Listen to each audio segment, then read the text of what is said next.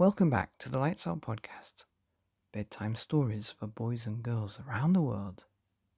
Good evening, boys and girls. Are you ready for bed? Are you all snuggled up and ready for another Lights Out bedtime story? Good, because you're in for a treat tonight with part 4 of Fing by David Williams, and this is called Big Fing and Little Fing, and we're now on to chapter 23, How We Laughed. Needless to say, Mr. Meek could not believe his ears. "What do you mean, I already got one?" "A Fing, stupid," said Myrtle. "I already got a Fing." The girl pointed to a little cage in the corner of the room. "Look, dummy." In a state of shock, Father paced over and peered through the bars.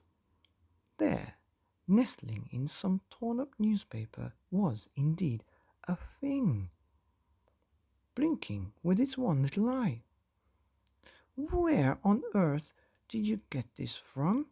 he spluttered. "Pet shop." "Pet shop? Pet shop?" "Yeah, you deaf?" "I just said that." Father looked over to Mother, who nodded her head.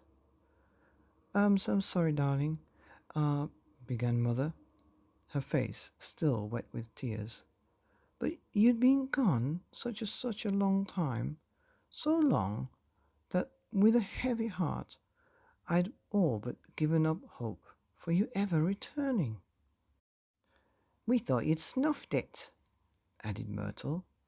"Oh, charming," replied Father. "So I thought there was no harm in seeing if I could get a thing from somewhere, especially as Myrtle began to...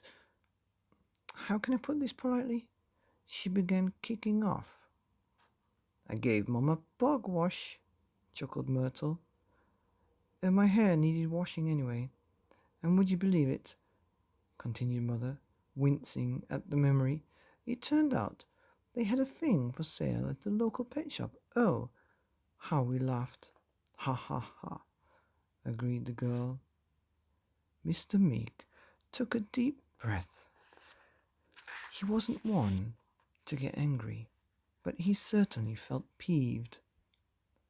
"I've travelled thousands of miles," spluttered Father, "very nearly been eaten alive, and there was a Fing in the local pet shop all along." "Oh yes, I'm so sorry, dear," replied Mrs. Meek. "I suppose we should have checked before you set off." The Fing was actually on special offer. Special offer? Oh yes, half price. So that was a boon. Father looked as if he were about to burst into tears. He slumped down in what was left of his armchair. "Ouch!" Mr. Meek still had the Monsterpedia stuffed down the back of his trousers.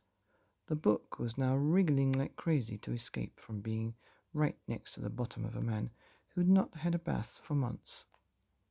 As soon as Father pulled the back of his trousers open, the book leapt out, doof, and landed on what was left of the coffee table.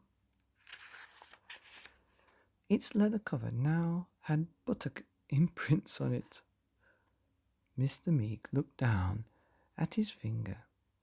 Despite everything, the Fing was still attached to it and looking up at him with hate in its one eye. Then the strangest thing happened. The man began to laugh. Ha ha ha ha.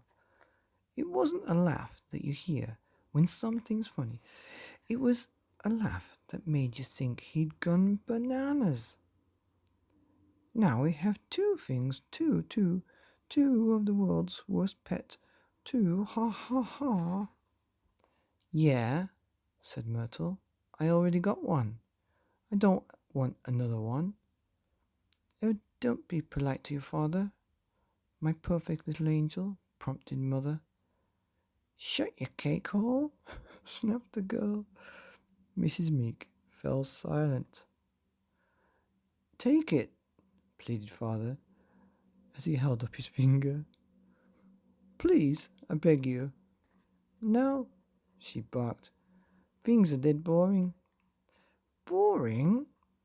Yeah, they don't do nothing. I think it was gonna destroy the whole house, but instead it just rolls around like a fat furry egg. Mr. Meek was defeated.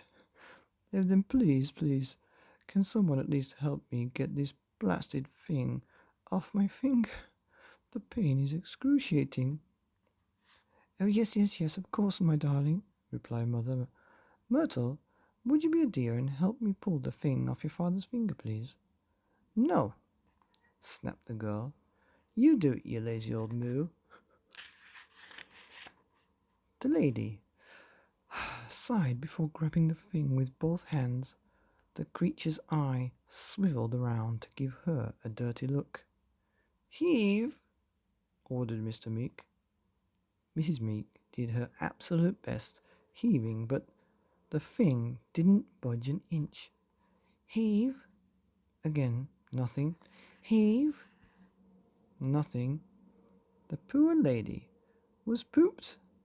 I'm so sorry, father, but I'm afraid I'm all heaved out, she sighed. Father had an idea.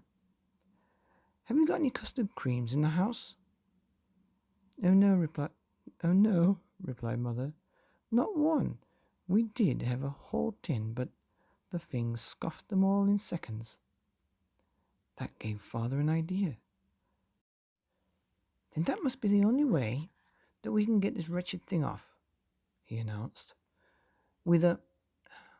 He paused for effect. With a biscuit. Oof, the end of Chapter 23 of Fing by David Williams, titled How We Laughed. Here on the Lights Out podcast, bedtime stories for boys and girls around the world. Good night.